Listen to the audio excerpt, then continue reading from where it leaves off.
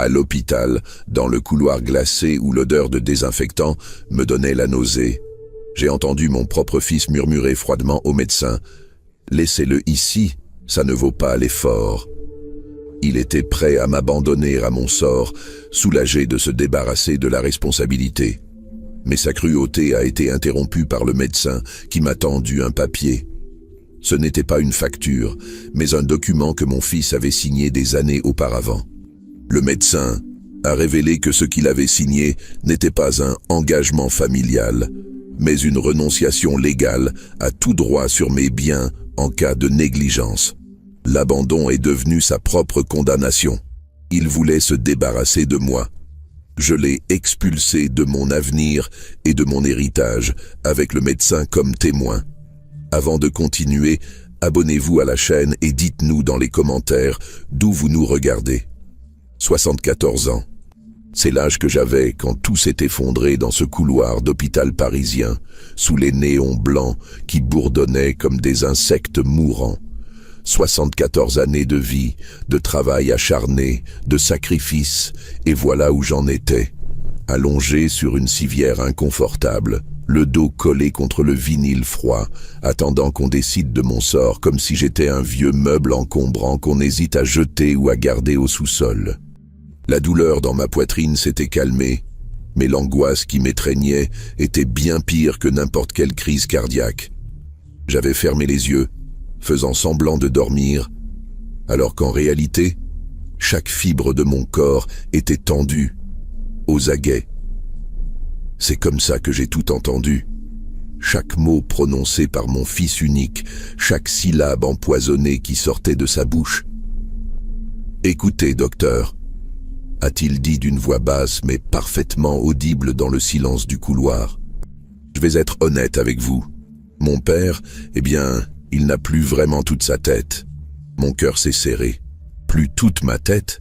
Moi qui venais de terminer les mots croisés du Figaro le matin même, qui suivait les actualités politiques avec une acuité que bien des jeunes m'enviaient.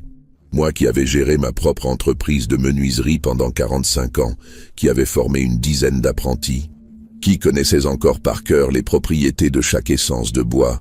Le médecin n'a rien répondu immédiatement. J'ai imaginé son visage, peut-être sceptique, peut-être simplement neutre comme le sont ces professionnels qui en ont trop vu. Puis sa voix, posée et professionnelle. « Monsieur, votre père vient de faire un léger malaise cardiaque. Ce n'est pas anodin à son âge, mais avec les soins appropriés. » Justement, l'a coupé mon fils. Les soins appropriés. Ça coûte cher, tout ça, n'est-ce pas? Il y a eu un silence qui pesait des tonnes. À travers mes paupières closes, je sentais la lumière blanche des néons, trop vive, trop crue. Quelqu'un passait dans le couloir, des semelles qui couinaient sur le linoléum. Une sonnette retentissait au loin, quelqu'un appelait une infirmière. « Monsieur, je ne suis pas habilité à discuter des aspects financiers avec vous. Il y a un service administratif pour... » « Non, non, vous ne comprenez pas, » a insisté mon fils, et j'ai reconnu ce ton qu'il prenait quand il voulait manipuler quelqu'un, ce même ton qu'il avait utilisé avec moi pendant des années. Ce que j'essaie de vous dire, c'est que, enfin, mon père n'a pas vraiment les moyens pour une hospitalisation prolongée. Et moi, vous comprenez, j'ai ma propre famille, mes enfants sont à l'université, j'ai des charges. Je me suis mordu l'intérieur de la joue pour ne pas réagir. Pas les moyens. Moi qui avais économisé sou par sou pendant toute ma vie, moi qui possédais encore l'atelier de menuiserie à Montreuil, la petite maison de famille à Fontainebleau, et un compte en banque qui certes n'était pas celui d'un millionnaire, mais qui me permettait largement de voir venir mes vieux jours avec dignité. Monsieur, je comprends que la situation soit difficile pour vous, mais laissez-le ici, a lâché mon fils d'un trait, comme on crache quelque chose de désagréable. Franchement, docteur, entre nous, ça ne vaut pas l'effort. Il est vieux, il est seul, il n'a plus personne. Moi, je ne peux pas m'en occuper. J'ai ma vie, mes responsabilités. Vous avez bien des structures pour les personnes âgées abandonnées, non? Des maisons de retraite médicalisées, je ne sais pas, des solutions. Abandonnées. Le mot résonnait dans ma tête comme un coup de marteau. Mon propre fils venait de me qualifier de personne âgée abandonnée. Lui, que j'avais élevé seul après la mort de sa mère d'un cancer foudroyant quand il n'avait que 12 ans. Lui, pour qui j'avais travaillé 70 heures par semaine pour qu'il ne manque de rien. Lui, que j'avais poussé à faire des études d'ingénieur, que j'avais soutenu financièrement pendant toutes ces années d'université. Lui, à qui j'avais payé l'appartement de départ quand il s'était marié avec cette femme hautaine qui me regardait toujours de haut. « Monsieur », a repris le médecin, et cette fois sa voix était plus froide, plus distante. « Je ne pense pas que vous compreniez bien la situation. Votre père est conscient, ses facultés mentales sont intactes et, médicalement parlant, son état n'est pas critique. Il peut très bien rentrer chez lui avec un traitement approprié et un suivi médical. » Eh bien, justement, c'est ça le problème. La voix de mon fils montait légèrement, trahissant son agacement. Il vit seul dans cette grande maison à Fontainebleau. C'est dangereux à son âge. Et moi, je vous l'ai dit, je ne peux pas, vous ne pouvez pas, ou vous ne voulez pas. Le ton du médecin était devenu franchement sec. J'ai senti une vague de gratitude envers cet homme que je ne connaissais pas, ce professionnel qui prenait ma défense sans même que je le lui demande. Mon fils a bafouillé quelques secondes. C'est facile pour vous de juger, docteur. Vous ne savez pas ce que c'est que d'avoir un père vieillissant, exigeant, qui refuse de comprendre qu'il ne peut plus vivre seul. Exigeant? Moi, je vivais dans ma maison sans jamais rien demander à personne. Je faisais mes courses moi-même tous les mardis au marché de Fontainebleau. Je préparais mes repas. Je m'occupais de mon jardin. La dernière fois que j'avais demandé quelque chose à mon fils, c'était il y a 6 mois, quand j'avais voulu qu'il vienne m'aider à déplacer une vieille armoire. Il avait trouvé une excuse, comme toujours. « Monsieur », a dit le médecin d'une voix que je n'arrivais pas à déchiffrer, « je vais être très clair avec vous. Si vous refusez de prendre en charge votre père, c'est votre droit. Mais il y a des conséquences légales à l'abandon de famille. Et surtout, il a marqué une pause. J'ai ouvert légèrement les yeux, juste une fente, pour voir ce qui se passait. Mon fils se tenait là, dans son costume gris anthracite impeccable, ses cheveux bien coiffés, son visage que je reconnaissais à peine tant il était devenu celui d'un étranger. Le médecin, la cinquantaine, les cheveux poivre et sel, le regardait avec une expression que je ne pouvais voir de mon angle. « Surtout, » a repris le médecin, « il y a un document que je dois vous montrer. » Un document? Oui. Un document que vous avez signé il y a environ 5 ans. Vous vous en souvenez? Mon fils a froncé les sourcils. Quel document? De quoi vous parlez? Le médecin a sorti quelque chose de la poche de sa blouse blanche. Un papier plié. Mon cœur s'est mis à battre plus fort. Qu'est-ce que c'était? Qu'est-ce qui se passait? Il y a 5 ans, votre père a été hospitalisé ici même, à l'hôpital Saint-Antoine, pour une opération de la prostate. Vous vous en souvenez? Vaguement, a marmonne mon fils. Oui, peut-être. Et alors? Et alors, à l'époque, votre père avait demandé à voir un notaire. Il voulait mettre ses affaires en ordre, disait-il. C'est assez courant chez les personnes âgées qui subissent une opération. Ils pensent à leur mortalité. Je me souvenais parfaitement de cet épisode. J'avais effectivement fait venir Maître Dubois, un notaire que je connaissais depuis des années. Je lui avais dit que je voulais protéger mon patrimoine, m'assurer que mon fils en prendrait soin, mais qu'il ne pourrait pas m'abandonner impunément si les choses tournaient mal. Maître Dubois m'avait écouté avec attention, avait hoché la tête d'un air entendu et m'avait proposé une solution légale assez inhabituelle. Votre père a fait rédiger un document très spécifique, a continué le médecin. Un contrat familial, si on peut l'appeler ainsi, et il vous a fait signer ce document. Vous vous en souvenez maintenant? Mon fils a pâli légèrement. Un contrat? Non, enfin, peut-être. Papa m'avait demandé de signer des papiers à l'époque.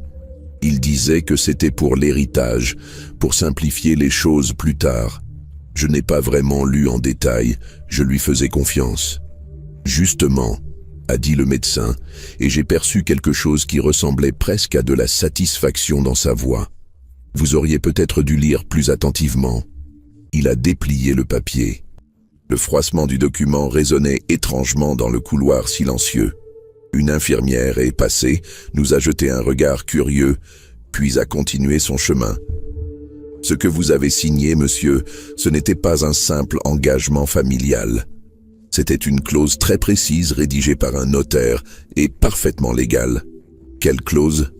La voix de mon fils tremblait légèrement maintenant. Une clause stipulant que si jamais vous abandonniez votre père, si vous refusiez de lui porter assistance en cas de besoin médical ou de le prendre en charge selon ses besoins légitimes, vous renonceriez automatiquement et irrévocablement à tout droit sur son patrimoine. Non seulement l'héritage, mais également tout droit de regard sur ses décisions, tout droit de visite en cas d'hospitalisation. Tout, c'est ridicule, a explosé mon fils. Ce genre de clause n'est pas valable légalement. On ne peut pas déshériter quelqu'un comme ça. Oh, mais si, a répliqué calmement le médecin. Quand c'est fait dans le cadre d'un accord mutuel, signé en présence d'un notaire, avec des témoins et enregistré auprès des autorités compétentes, votre père a été très prévoyant, disons. Et maintenant, devant moi, devant les infirmières présentes ce soir, devant les caméras de surveillance de cet hôpital qui enregistre tout ce qui se passe dans les couloirs, vous venez de déclarer très clairement que vous voulez abandonner votre père.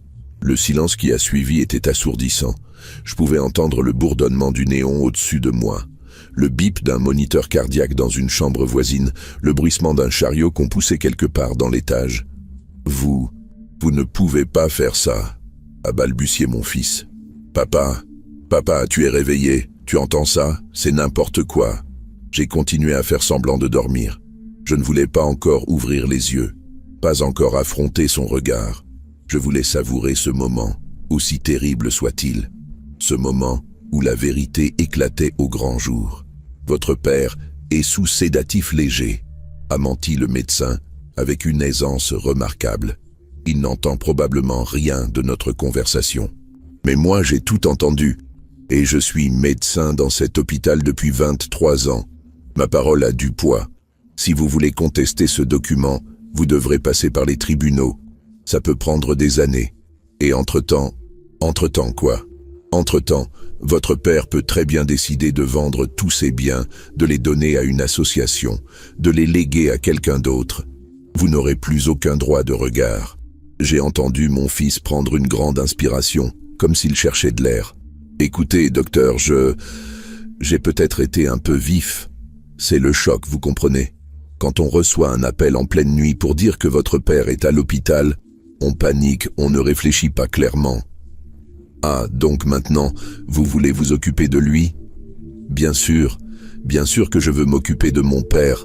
C'est juste que je ne savais pas comment faire. Je me sens dépassé. Mais évidemment, je ne vais pas l'abandonner. Jamais. C'est mon père. Le médecin n'a pas répondu tout de suite. J'imaginais son regard scrutateur, évaluant la sincérité de mon fils, pesant ses mots. « Vous savez, a-t-il finalement dit, j'ai l'habitude de voir des familles se déchirer dans ces couloirs. Les gens montrent leur vrai visage quand il y a de l'argent en jeu, quand il y a un héritage à protéger. Mais ce que vous venez de dire tout à l'heure, c'était particulièrement froid. J'étais en colère, stressé.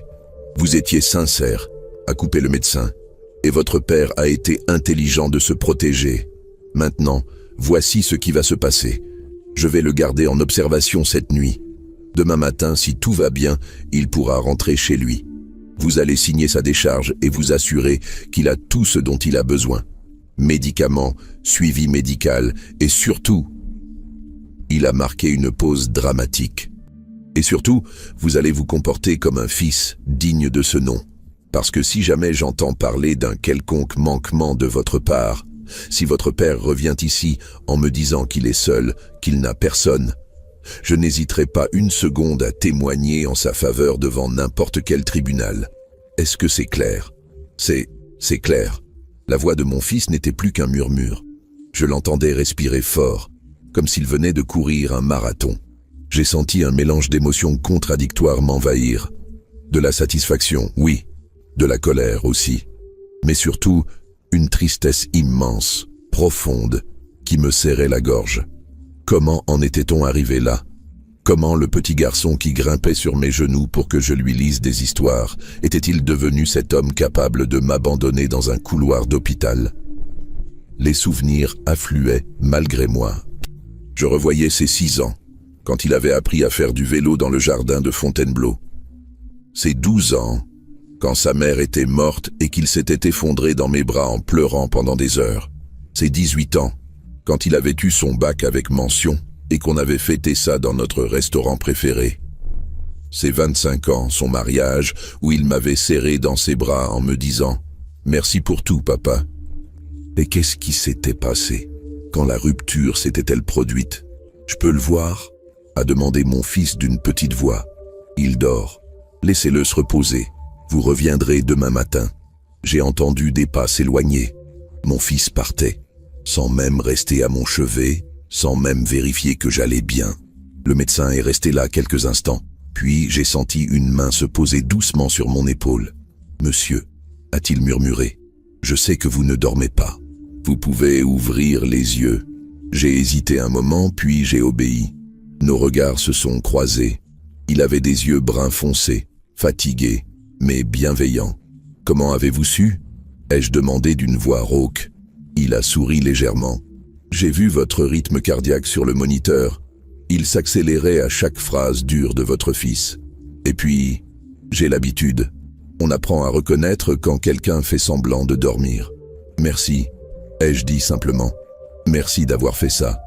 Je n'ai fait que mon travail. Et puis, ce document, il est vraiment valable ?» J'ai esquissé un sourire fatigué.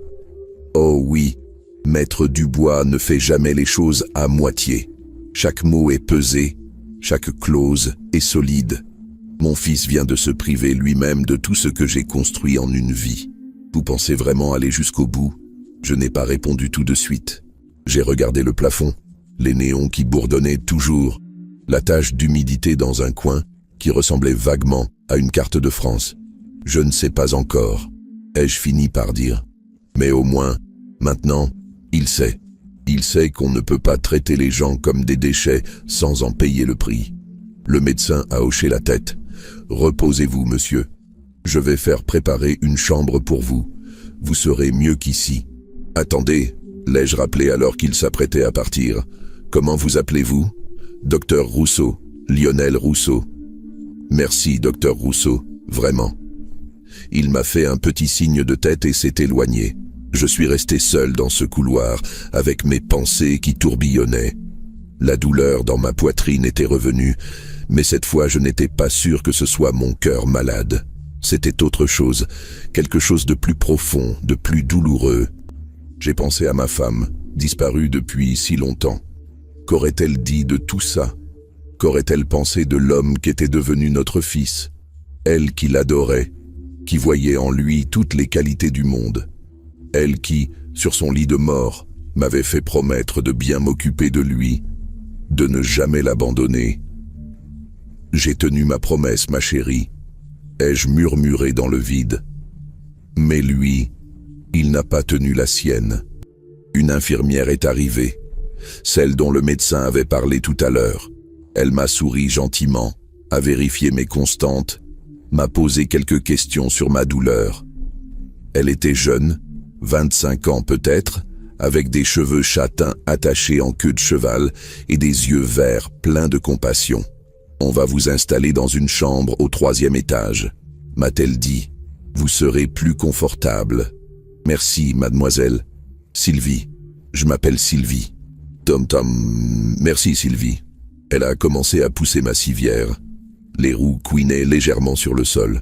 On passait devant des portes fermées, d'autres ouvertes sur des chambres où des gens dormaient ou gémissaient doucement. L'hôpital la nuit, c'est un monde à part, un monde où la vie et la mort se côtoient dans un silence presque religieux.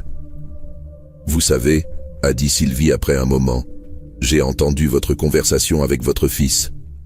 Je suis désolé. Ne le soyez pas. C'est la vie. Quand même, ce n'est pas normal.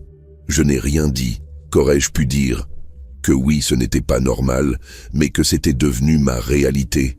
que pendant des années j'avais fermé les yeux sur le comportement de mon fils, sur sa froideur croissante, sur ses visites de plus en plus rares, que j'avais continué à espérer, comme tous les parents du monde, que les choses s'arrangeraient un jour. On est arrivé dans une chambre simple mais propre. Un lit médicalisé, une chaise, une petite table de nuit, une fenêtre qui donnait sur Paris illuminée. Sylvie m'a aidé à m'installer dans le lit, à vérifier que j'avais tout ce dont j'avais besoin, puis m'a souhaité bonne nuit. Si vous avez besoin de quoi que ce soit, sonnez, a-t-elle dit en me montrant le bouton d'appel. Puis elle est partie, me laissant seul avec la nuit, mes pensées et le bourdonnement incessant de cette ville qui ne dort jamais vraiment. J'ai regardé par la fenêtre. Les lumières de Paris scintillaient comme des étoiles tombées sur terre. Quelque part là-bas, dans le 16e arrondissement, mon fils rentrait probablement chez lui, rejoignait sa femme dans leur appartement luxueux, se couchait dans leur grand lit confortable. Pensait-il à moi? Ou était-il déjà en train de calculer comment contourner ce fameux document? J'ai fermé les yeux, et pour la première fois depuis des années, j'ai pleuré. Le matin est arrivé avec cette lumière grise typique de Paris en novembre. À travers la fenêtre de ma chambre d'hôpital, je voyais les toits mouillés de la ville, la tour Eiffel au loin qui se découpait dans la brume, et cette agitation matinale qui recommençait comme si rien ne s'était passé, comme si ma vie n'avait pas basculé la veille dans ce couloir glacé. Je n'avais presque pas dormi. Chaque fois que je fermais les yeux, je revoyais le visage de mon fils. J'entendais ces mots. « Laissez-le ici, ça ne vaut pas l'effort ». Ces mots tournaient en boucle dans ma tête, comme un disque rayé. Comment un homme que j'avais porté dans mes bras, que j'avais bercé pendant ses cauchemars d'enfant, que j'avais consolé après la mort de sa mère, pouvait-il prononcer de telles paroles? Sylvie, l'infirmière de la veille, est entrée vers 7 heures avec un plateau de petit déjeuner. Café au lait, tartines, confiture. L'odeur du café m'a rappelé mes matins à Fontainebleau dans ma cuisine quand je préparais mon bol fumant en regardant le jardin s'éveiller. « Vous avez bien dormi ?» a-t-elle demandé en posant le plateau sur la table roulante. « Pas vraiment. » Elle m'a regardé avec cette compassion que j'avais vue la veille. « Le docteur Rousseau passera vous voir dans la matinée. Il veut vérifier que tout va bien avant de vous laisser sortir. » Mon fils, il est là. Pas encore. Mais il a appelé tôt ce matin. Il a dit qu'il viendrait vers 9 heures. J'ai hoché la tête sans rien dire. Qu'allais-je lui dire quand je le verrais? Comment allais-je le regarder en face après ce que j'avais entendu? Une partie de moi voulait hurler, lui cracher toute ma déception et ma colère. Une autre partie, plus fatiguée, plus résignée, voulait juste comprendre où et quand tout avait dérapé. J'ai bu mon café lentement, savourant chaque gorgée amère. Par la fenêtre, je voyais Paris s'animer. Les voitures, les bus, les gens qui couraient vers le métro, pressés, toujours pressés. Personne ne levait les yeux vers cet hôpital où des vies se jouaient, où des drames se déroulaient en silence. Vers 8h30, le docteur Rousseau est entré. Il avait l'air fatigué, probablement une nuit de garde, mais son regard était vif et attentif. « Alors, comment va notre patient ce matin ? Physiquement, je crois que ça va. Le reste... » Il a tiré la chaise et s'est assis à côté de mon lit. « Écoutez, ce qui s'est passé hier soir. Je voulais m'assurer que vous alliez bien, pas seulement médicalement. Vous savez, docteur, j'ai 74 ans. J'ai survécu à beaucoup de choses. La mort de ma femme, les difficultés financières quand j'ai monté mon entreprise, les crises économiques. Mais ça, entendre son propre fils dire ces mots, ma voix s'est brisée. Je me suis tu, regardant mes mains posées sur le drap blanc. Ces mains qui avaient façonné tant de meubles, qui avaient travaillé le bois pendant 45 ans, qui avaient caressé les cheveux de mon fils quand il était petit. Ces mains qui tremblaient, maintenant. Je ne peux pas imaginer ce que vous ressentez, a dit doucement le docteur Rousseau. Mais ce que je peux vous dire, c'est que ce document dont je lui ai parlé, vous avez eu raison de le faire rédiger. Trop de personnes âgées se retrouvent abandonnées, maltraitées, dépouillées de leurs biens par leur propre famille. Vous vous êtes protégé, c'était intelligent. Intelligent peut-être, mais c'est aussi terrible, non? Terrible de devoir se protéger de son propre enfant. Il n'a pas répondu. Que pouvait-il dire? Nous sommes restés en silence quelques instants, puis il s'est levé, a vérifié mes constantes, a écouté mon cœur avec son stéthoscope froid. Tout va bien, vous pouvez sortir ce matin, mais je veux que vous fassiez un suivi avec votre cardiologue dans la semaine. Et surtout, il m'a regardé droit dans les yeux. Surtout, ne restez pas seul avec tout ça. Vous avez des amis? De la famille autre que votre fils? J'ai quelques vieux amis à Fontainebleau. On joue aux cartes le jeudi. Mais la famille? Non, il n'y a que lui. Alors trouvez du soutien ailleurs. Un psychologue peut-être. Ou une association. Ne gardez pas tout ça en vous. Il est parti après m'avoir serré la main. Un geste simple, mais qui m'a touché. Dans ce monde où tout va trop vite, où les relations sont devenues si superficielles, ce geste d'humanité comptait. J'ai attendu. 9h, 9h15, 9h30. Mon fils n'arrivait pas. J'imaginais tous les scénarios possibles. Peut-être avait-il décidé de ne pas venir. Peut-être était-il chez un avocat, cherchant à contester ce fameux document. Peut-être était-il simplement en retard, coincé dans les embouteillages parisiens. À 10h moins le quart, il est enfin apparu à la porte de ma chambre. Il portait un costume bleu marine cette fois, impeccable comme toujours.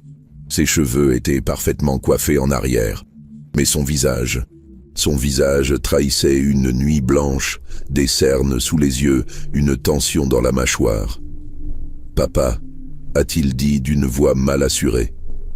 Je l'ai regardé sans rien dire. Qu'attendait-il de moi?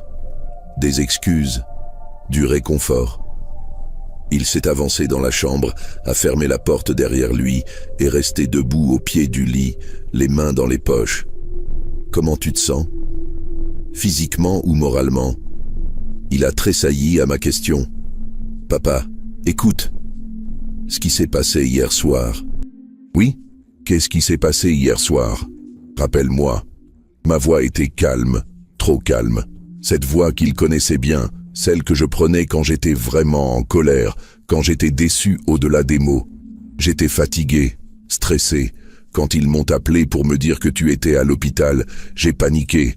J'ai dit des choses que je ne pensais pas vraiment. Ah, tu ne les pensais pas vraiment. J'ai laissé le silence s'installer. Alors quand tu as dit « laissez-le ici, ça ne vaut pas l'effort », c'était juste la fatigue qui parlait. Il a détourné le regard, incapable de soutenir le mien. « Papa, s'il te plaît. »« S'il te plaît quoi? S'il te plaît. Fais comme si je n'avais rien entendu. S'il te plaît. Oublie que mon propre fils voulait m'abandonner dans un couloir d'hôpital comme un vieux déchet. Je ne voulais pas t'abandonner. » Sa voix montait, défensive. J'étais juste dépassé. Tu comprends? Dépassé par tout ça. La responsabilité, les soins, l'argent. L'argent. J'ai presque ri, mais c'était un rire amer, sans joie. Bien sûr, c'est toujours l'argent, n'est-ce pas? Ce n'est pas ce que je veux dire. Si, c'est exactement ce que tu veux dire. Tu as peur que mes soins médicaux entament ton héritage, ton précieux héritage. Il s'est approché du lit, s'est assis sur la chaise. Papa, je ne vais pas mentir. Oui, l'argent est un souci. J'ai 2 enfants à l'université, un appartement à payer, ma femme qui ne travaille pas. Ta femme qui ne travaille pas par choix. L'ai-je coupé? Parce qu'elle préfère aller à ses cours de yoga et à ses déjeuners entre amis. Ne me raconte pas d'histoire. Il a serré les dents. Tu ne l'as jamais aimé de toute façon. Ce n'est pas la question. La question, c'est que tu es prêt à m'abandonner pour protéger ton train de vie. Je ne t'abandonne pas.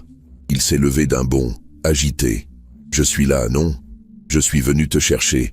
Je vais te ramener chez toi. Tu es là parce que le docteur Rousseau t'a parlé du document, du contrat que tu as signé il y a 5 ans. Il est devenu pâle.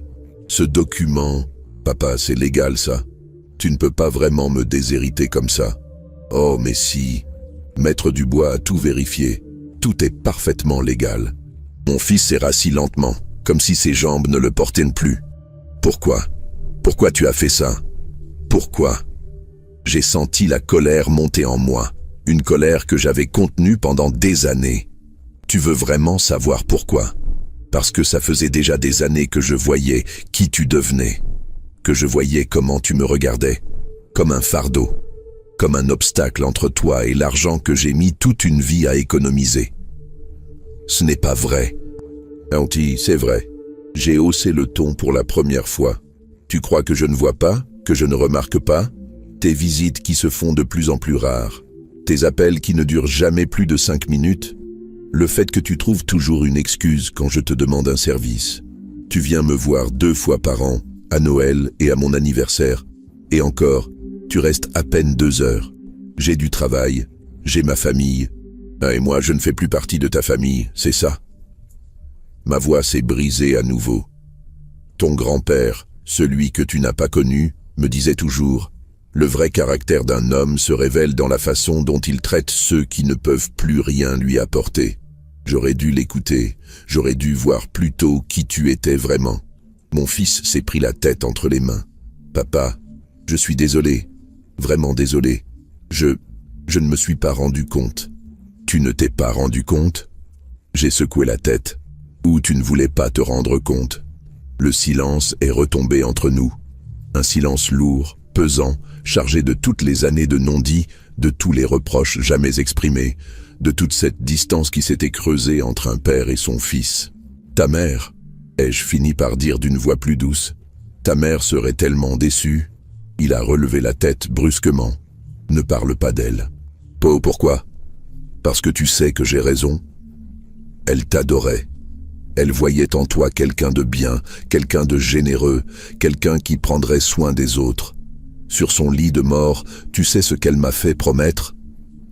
Il ne répondait pas, mais je voyais des larmes dans ses yeux. Elle m'a fait promettre de bien m'occuper de toi, de ne jamais t'abandonner. Et j'ai tenu ma promesse, même quand tu as échoué à ton premier examen. Même quand tu as eu cet accident de voiture parce que tu conduisais trop vite, même quand tu as perdu ton premier travail parce que tu ne savais pas gérer ton chef, j'étais toujours là, toujours. Papa, mais toi, qu'est-ce que tu m'as promis? Rien. Et hier soir, j'ai compris que je ne pouvais rien attendre de toi. Mon fils pleurait maintenant, silencieusement, les épaules secouées de sanglots. Une partie de moi voulait le consoler, le prendre dans mes bras comme quand il était petit. Mais une autre partie, plus dure, plus blessée, restait immobile. Le document, a-t-il dit entre 2 sanglots. Qu'est-ce que tu vas en faire? Je ne sais pas encore. Ça dépendra. De quoi? De toi. De ce que tu feras à partir de maintenant. Il a levé les yeux vers moi, plein d'espoir et de peur mêlée. Je peux me rattraper? Je ne sais pas. Peut-être. Mais il faudra plus que des mots. Il faudra des actes. Des vrais. Je ferai ce qu'il faut, je te le promets. Tes promesses. J'ai soupiré. Tes promesses ne valent plus grand-chose pour moi. À ce moment-là, on a frappé à la porte. Sylvie est entrée avec les papiers de sortie. Elle a immédiatement senti la tension dans la pièce, a regardé mon fils qui essuyait rapidement ses larmes, puis m'a regardé moi. Je viens avec les documents pour la sortie. Si ce n'est pas le bon moment, non, c'est le bon moment, ai-je dit. Je veux sortir d'ici. Elle m'a tendu les papiers, m'a expliqué les instructions pour les médicaments, les rendez-vous de suivi. Mon fils écoutait en silence, prenant des notes sur son téléphone. Ce geste m'a surpris. Il prenait des notes. Peut-être y avait-il un espoir après tout. 1 heure plus tard, j'étais habillé, assis dans un fauteuil roulant que l'hôpital exigeait pour me conduire jusqu'à la sortie. Mon fils poussait le fauteuil, silencieux. Nous avons traversé les couloirs, pris l'ascenseur, traversé le hall d'entrée où des gens attendaient, inquiets, fatigués. Dehors, il pleuvait. Une petite pluie fine et froide, typique de novembre à Paris. La voiture de mon fils était garée juste devant. Une Mercedes noire, évidemment. Il m'a aidé à m'installer sur le siège passager, à ranger mes affaires dans le coffre, puis s'est installé au volant. « Tu veux que je te ramène directement à Fontainebleau ?» a-t-il demandé. « Oui. » Le trajet s'est fait dans un silence presque total. Seulement le bruit des essuie-glaces, le ronronnement du moteur, le murmure de la radio en fond. Paris défilait derrière les vitres embuées, les boulevards, les ponts, puis l'autoroute qui menait vers le sud. Je regardais par la fenêtre, perdu dans mes pensées. Je pensais à ma vie, à tous ces choix que j'avais faits.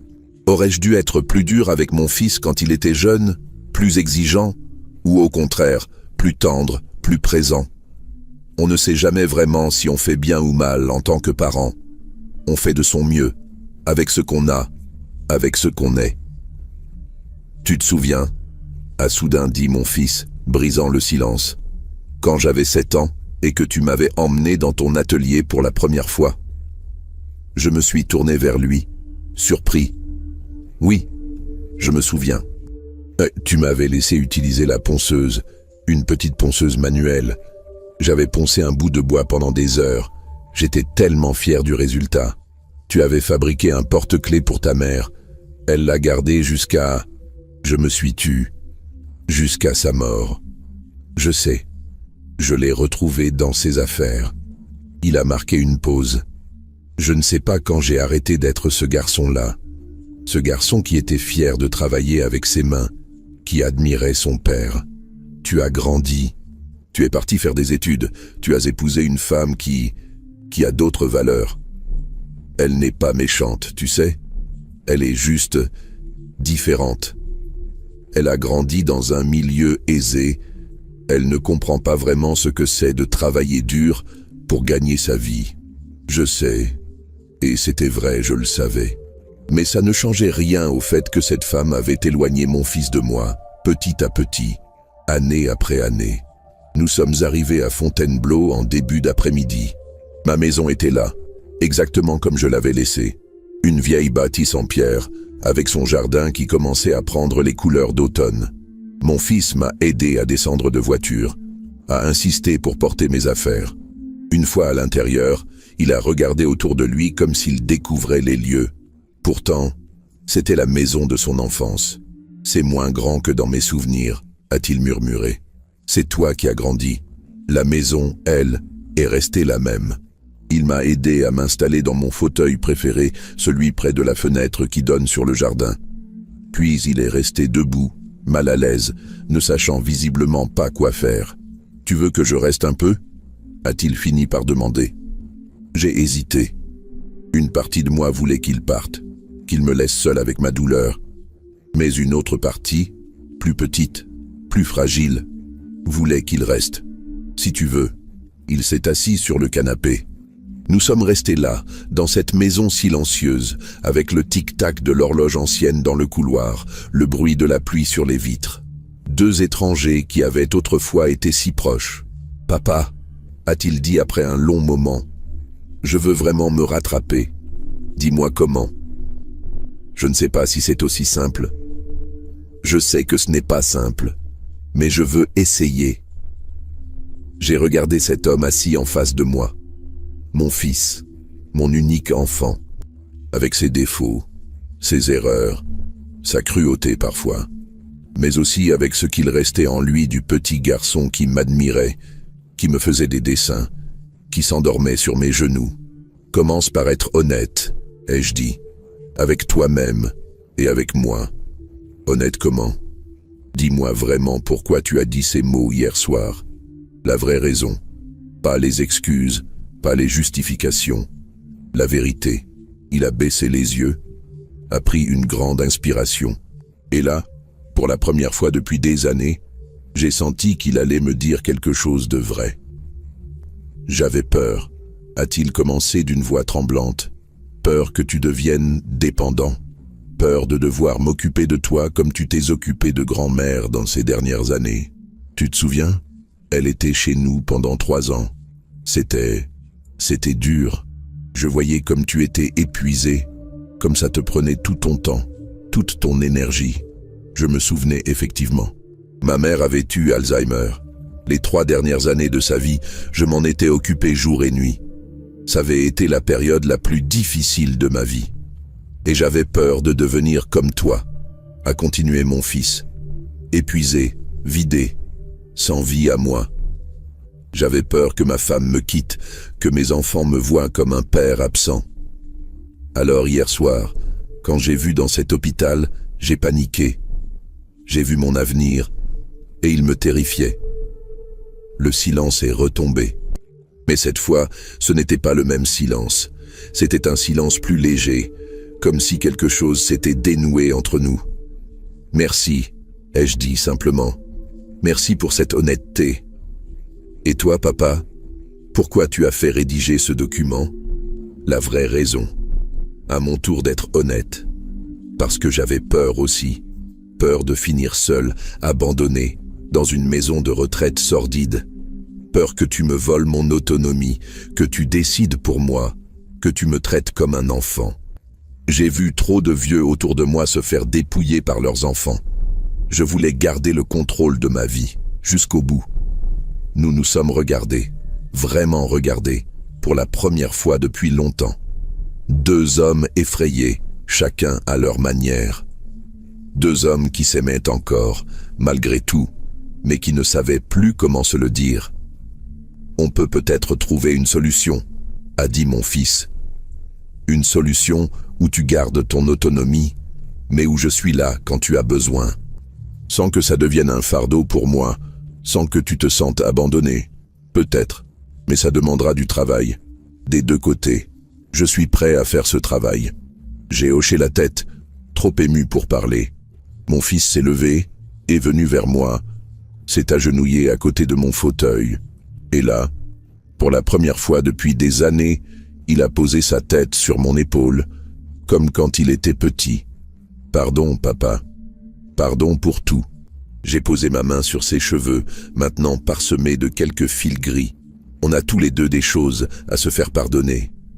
Nous sommes restés comme ça un long moment, un père et son fils, réunis par la douleur, mais aussi par l'espoir d'un nouveau départ. Dehors, la pluie continuait de tomber, lavant peut-être un peu de la tristesse de ces derniers jours. Je ne savais pas si nous allions vraiment réussir à reconstruire notre relation. Je ne savais pas si mon fils tiendrait ses promesses. Mais pour la première fois depuis longtemps, j'avais envie de croire que c'était possible. Le document que Maître Dubois avait rédigé était toujours valable, bien sûr. Je ne comptais pas le détruire. C'était ma protection, mon assurance. Mais peut-être, juste peut-être, nous n'en aurions jamais besoin. Peut-être que cette crise, aussi terrible soit-elle, nous aurait permis de nous retrouver. Seul l'avenir le dirait.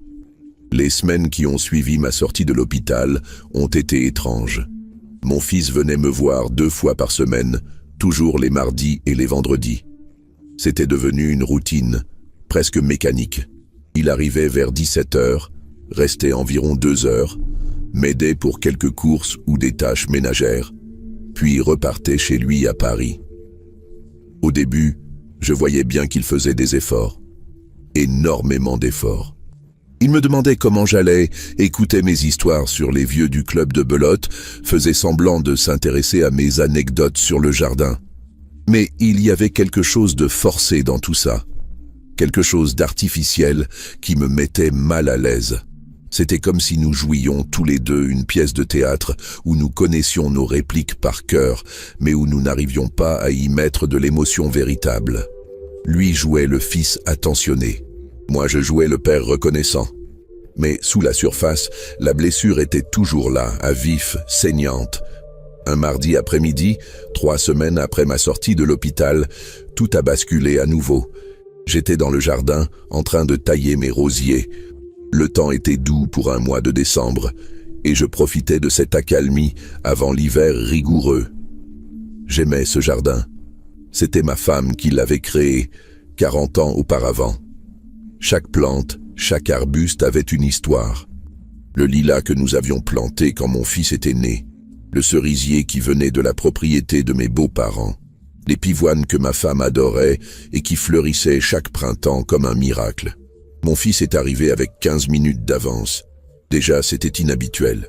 Il était toujours à l'heure, jamais en avance, souvent en retard.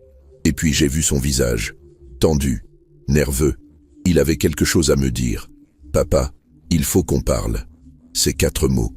Ces 4 mots que personne ne veut entendre parce qu'ils annoncent toujours quelque chose de désagréable. Entre, ai-je dit en posant mon sécateur. Je vais nous faire du café. Dans la cuisine, pendant que la cafetière italienne chauffait sur le gaz, mon fils tournait en rond, les mains dans les poches, incapable de rester en place. Je le connaissais. C'était son comportement quand il était anxieux, quand il devait annoncer une mauvaise nouvelle. « Vas-y », ai-je dit en m'asseyant à la table, « dis-moi ce qui se passe. » Il s'est assis en face de moi, a pris une grande inspiration. J'ai reçu une proposition de travail à Singapour, un poste de directeur régional pour toute l'Asie du Sud-Est. C'est une opportunité incroyable. Un salaire 3 fois supérieur à ce que je gagne maintenant. Une villa avec piscine, les études des enfants payées, tout. Mon cœur s'est serré. Singapour, à l'autre bout du monde. Et tu comptes accepter. Ce n'était pas une question, c'était une constatation. Oui, enfin, je veux accepter. Mais il y a toi. Moi? Papa, je ne peux pas partir à Singapour et te laisser ici tout seul. Pas après ce qui s'est passé. Pas après... Il a fait un geste vague de la main. Tu comprends. J'ai versé le café dans 2 tasses et ajouté du sucre dans la mienne et poussé l'autre vers lui. Donc tu viens me demander quoi exactement? Je me disais que peut-être tu pourrais venir avec nous. Le silence qui a suivi était assourdissant.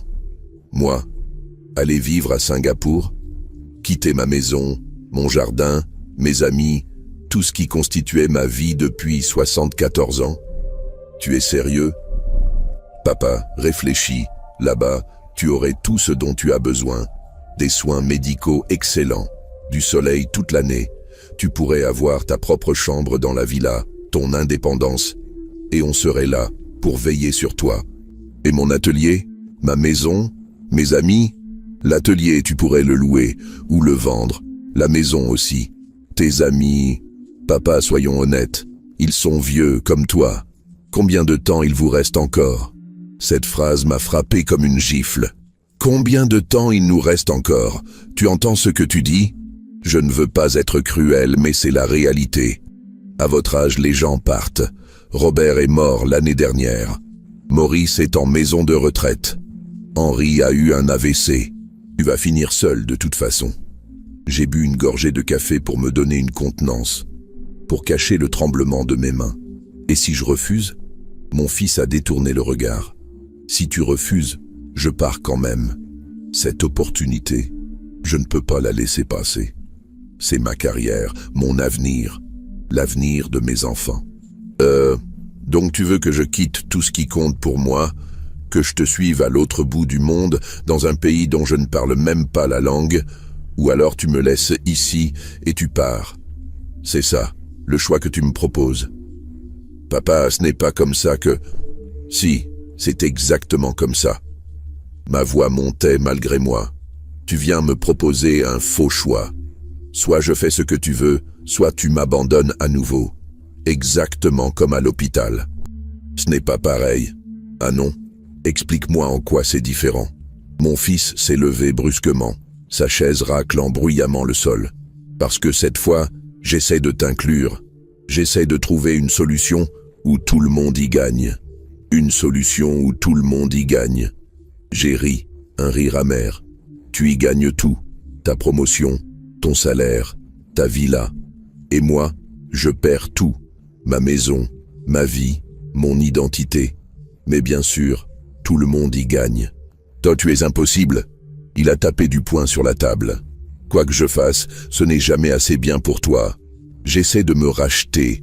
J'essaie d'être un bon fils et tu me craches à la figure. Un bon fils? Je me suis levé à mon tour, mes 74 ans, oublié dans la colère. Un bon fils ne proposerait pas ce genre de marché. Un bon fils me demanderait ce que je veux, ce dont j'ai besoin, au lieu de m'imposer ce choix. Et toi, qu'est-ce que tu veux, hein? Dis-moi, parce que j'ai beau essayer de comprendre, j'y arrive pas. Je veux que tu me laisses vivre ma vie, ai-je crié. Je veux que tu arrêtes de vouloir décider pour moi. Je veux que tu comprennes que je ne suis pas un fardeau dont il faut s'occuper, mais un être humain qui a encore des désirs, des rêves, une vie. » Le silence est retombé. Nous étions là, debout face à face, haletants, épuisés par cette confrontation. Par la fenêtre, je voyais le jardin, mes rosiers, le cerisier qui perdait ses dernières feuilles. « Je pensais qu'on avait réussi à se retrouver », a dit mon fils d'une voix brisée. Je pensais que c'était un nouveau départ. Moi aussi. Mais visiblement, tu n'as rien compris. Tu continues à penser que je suis un problème qu'il faut résoudre. Non, Il s'est arrêté, a passé une main sur son visage. Peut-être que tu as raison. Peut-être que je ne comprends vraiment pas. Il a attrapé sa veste posée sur le dossier de la chaise. Je vais y aller. J'ai besoin de réfléchir. Attends. Il s'est retourné, une lueur d'espoir dans les yeux. Le document. Celui que Maître Dubois a rédigé. Tu veux savoir ce que je vais en faire? Il a hoché la tête, incapable de parler. Je vais l'appliquer. À la lettre. Son visage est devenu blême. Papa, tu as fait ton choix. Tu pars à Singapour, tu me laisses ici, donc selon les termes du contrat, tu renonces à tous tes droits sur mon patrimoine. Mais je ne te laisse pas. Je te propose de venir avec moi, en me forçant à abandonner toute ma vie. Ce n'est pas me prendre en charge, c'est me déraciner. Et selon Maître Dubois, ça entre dans la catégorie de la négligence des besoins légitimes de la personne âgée. Tu ne peux pas faire ça. Si, je peux. Et je vais le faire. J'ai ouvert un tiroir, en est sorti un papier. J'ai déjà pris rendez-vous avec Maître Dubois la semaine prochaine. On va officialiser tout ça. Mon fils me regardait comme s'il me voyait pour la première fois, ou peut-être comme s'il me reconnaissait enfin. Tout ça pour de l'argent. Non, ma voix était calme maintenant, froide, déterminée. Pas pour l'argent, pour le principe, pour te montrer que les actions ont des conséquences, pour que tu comprennes qu'on ne peut pas traiter les gens, même sa propre famille, comme des pions sur un échiquier. « Je te déteste », a-t-il murmuré. « Je sais. Et peut-être que c'est mieux comme ça. Au moins, c'est honnête. » Il est parti, sans se retourner. J'ai entendu sa voiture démarrer, s'éloigner dans l'allée, puis le silence. Un silence profond, absolu, qui s'est installé dans la maison. Je me suis rassis à la table de la cuisine, ma tasse de café froid entre les mains. J'avais gagné, d'une certaine manière. J'avais montré que je ne me laisserais pas manipuler, que je gardais le contrôle de ma vie. Mais cette victoire avait un goût amer, celui de la solitude définitive. Les jours suivants ont été étranges.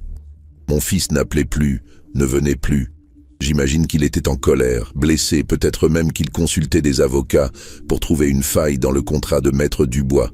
Mais il ne trouverait rien. Le vieux notaire avait fait du travail solide. Une semaine plus tard, j'ai effectivement eu rendez-vous avec Maître Dubois. Dans son bureau qui sentait le vieux bois et le papier ancien, nous avons discuté de la situation. « Vous êtes sûr de vouloir aller jusqu'au bout ?» m'a-t-il demandé en me servant un cognac. « Une fois que c'est fait, c'est difficilement réversible. Je suis sûr. Et votre fils? Vous avez pensé à ce que ça représente pour lui? C'est tout ce à quoi je pense, justement. Il faut qu'il apprenne. » Maître Dubois a hoché la tête, a sorti des documents, m'a expliqué les procédures. Tout était clair, net, implacable. Mon fils serait officiellement déshérité. L'atelier, la maison, tout irait à une fondation que je créerais pour aider les jeunes artisans. Mon fils n'aurait rien. « Il y a juste une chose », a dit Maître Dubois en me tendant un dernier document. « Vous devriez écrire une lettre pour expliquer. Pas pour lui nécessairement, mais pour vous, pour mettre des mots sur tout ça. » Le soir même, installé à mon bureau, j'ai commencé à écrire. Les mots venaient difficilement au début, puis de plus en plus facilement, comme si un barrage avait cédé. « Mon fils, quand tu liras cette lettre, je serai peut-être déjà parti.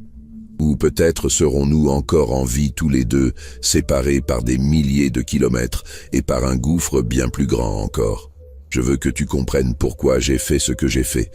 Ce n'est pas par vengeance, ni par cruauté, ni même vraiment par déception. C'est parce que je t'aime encore, malgré tout, et que je veux que tu apprennes quelque chose que j'aurais dû t'enseigner quand tu étais enfant. La valeur d'un homme ne se mesure pas à son compte en banque, ni à sa position sociale, ni à la taille de sa maison. Elle se mesure à la façon dont il traite ceux qui dépendent de lui, ceux qui l'ont aimé, ceux qui ont sacrifié pour lui. Ta mère et moi, nous t'avons tout donné. Notre temps, notre argent, notre amour, nos rêves. Nous avons fait des sacrifices que tu ne peux même pas imaginer. Et je ne dis pas ça pour que tu te sentes coupable. C'est ce que font les parents. C'est normal. Mais ce qui n'est pas normal, c'est que tu aies oublié d'où tu viens, que tu aies oublié les valeurs que nous essayons de t'inculquer, que tu sois devenu un homme pour qui l'argent et la réussite comptent plus que les relations humaines. Quand tu m'as laissé dans ce couloir d'hôpital, quand tu as dit ces mots terribles, tu as franchi une ligne. Et ensuite, quand tu es venu me proposer ce faux choix, viens à Singapour ou reste seul, tu as montré que tu n'avais toujours pas compris. Alors oui, je t'ai déshérité. Non pas pour te punir, mais pour te libérer. Te libérer du poids de cet héritage que tu attendais, qui pesait sur notre relation, qui t'empêchait de me voir vraiment, de m'aimer vraiment. Maintenant, tu n'as plus à t'inquiéter de mon argent. Tu n'as plus à faire semblant de t'intéresser à moi. Tu peux partir à Singapour l'esprit tranquille, faire ta vie, réussir ta carrière.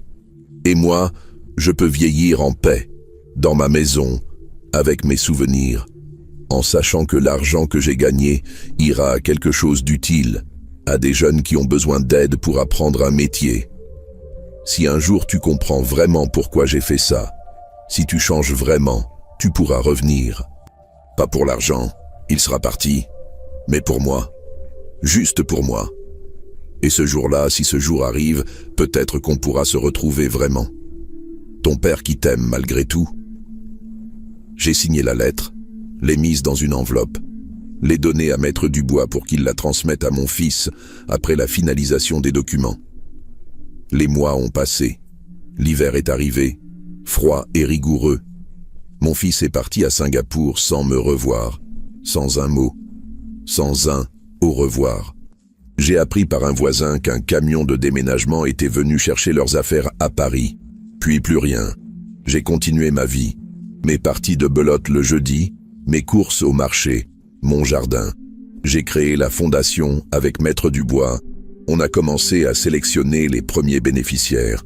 De jeunes apprentis menuisiers qui n'avaient pas les moyens de s'équiper, qui rêvaient d'apprendre le métier. Il y avait une certaine paix dans cette nouvelle vie. Une paix teintée de mélancolie, certes, mais une paix quand même. Je dormais mieux. Je ne me demandais plus quand mon fils allait appeler, s'il allait venir, ce qu'il voulait vraiment de moi. Puis, 6 mois après son départ, un soir de juin où le jardin explosait de couleurs et de parfums, j'ai reçu un email de lui. Papa, je ne sais même pas si tu liras ce message. Tu as peut-être bloqué mon adresse, mais j'avais besoin de t'écrire. J'ai lu ta lettre. Maître Dubois me l'a envoyée il y a 3 mois. Au début, j'étais tellement en colère que je l'ai déchirée. Puis je l'ai recollée, morceau par morceau, comme un puzzle. Et je l'ai relue, encore et encore. Tu avais raison. Surtout, ici, à Singapour, j'ai tout ce que je voulais.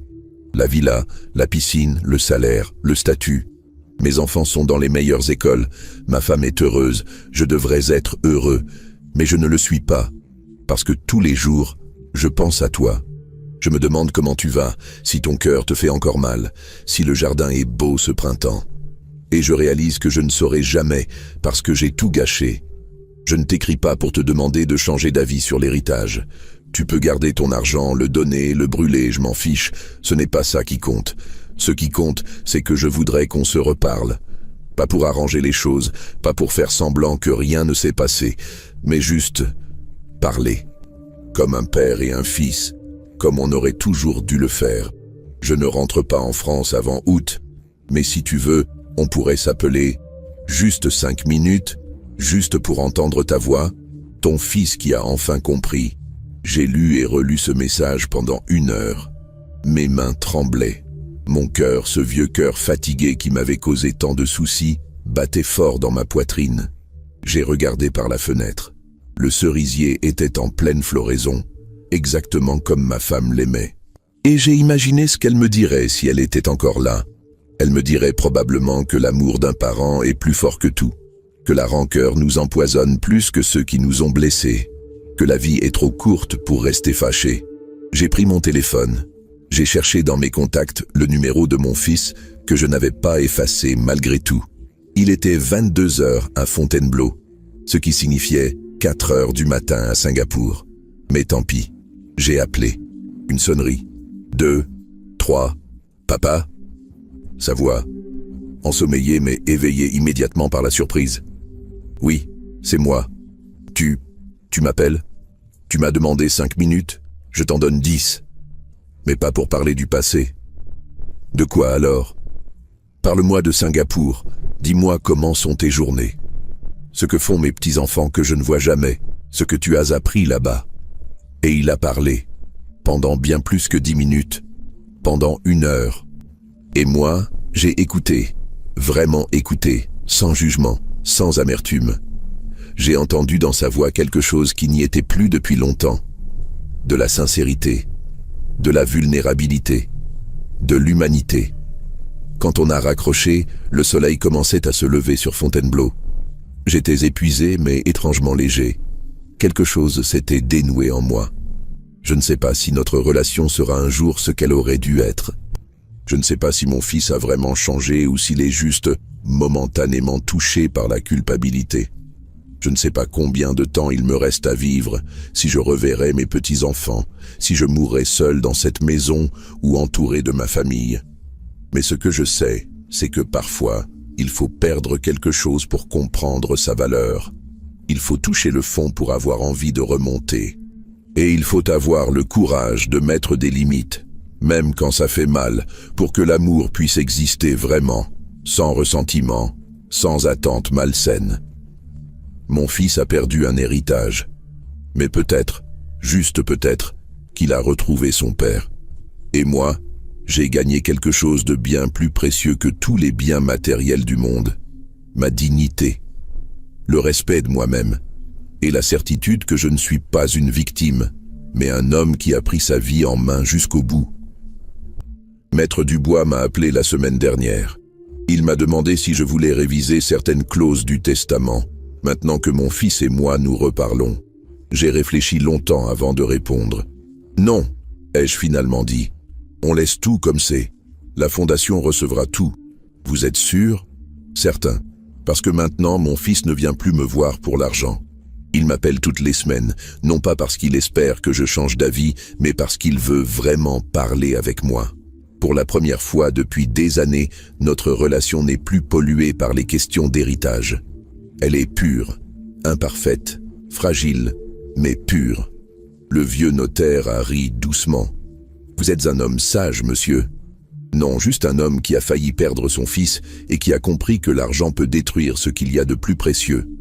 Aujourd'hui, je suis dans mon jardin. Le même jardin où tout a commencé il y a des mois, où mon fils m'a annoncé son départ pour Singapour.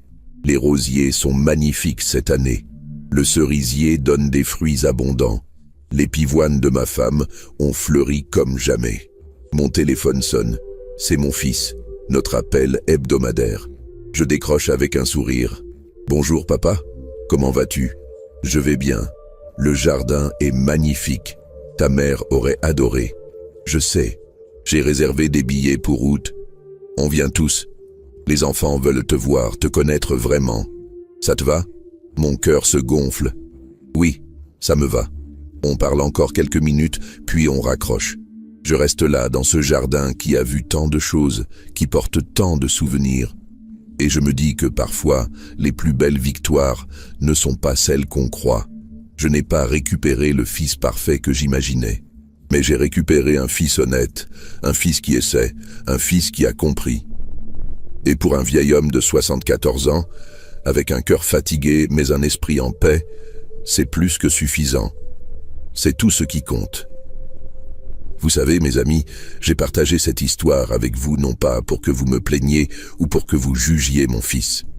Je l'ai partagé parce que je crois que beaucoup d'entre vous vivent des situations similaires. Des relations familiales compliquées, des blessures, des déceptions. Ce que j'ai appris dans cette épreuve, c'est qu'il faut parfois avoir le courage de poser des limites, même quand ça fait mal. Que l'amour sans respect n'est pas de l'amour, et que les actions ont toujours des conséquences. Mon fils et moi, nous ne serons jamais comme dans les films, avec des retrouvailles parfaites et des câlins larmoyants. Mais nous avons quelque chose de réel maintenant.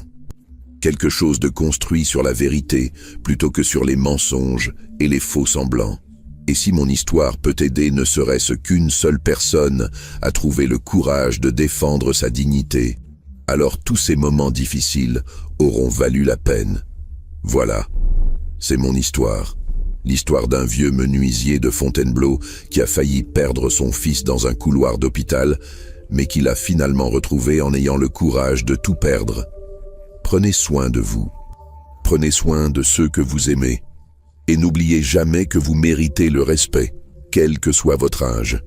Si cette histoire vous a touché, j'aimerais vraiment que vous preniez un instant pour vous abonner à cette chaîne. Chaque abonnement m'encourage à continuer à partager ces moments de vie, ces leçons apprises parfois durement. Et surtout, j'aimerais connaître votre avis. Est-ce que j'ai eu raison de déshériter mon fils? Auriez-vous fait la même chose à ma place?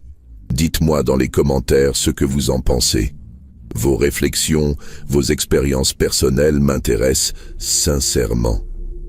Nous sommes une communauté ici, et chaque histoire compte. Merci de m'avoir écouté, merci d'avoir été là jusqu'au bout. À bientôt mes amis.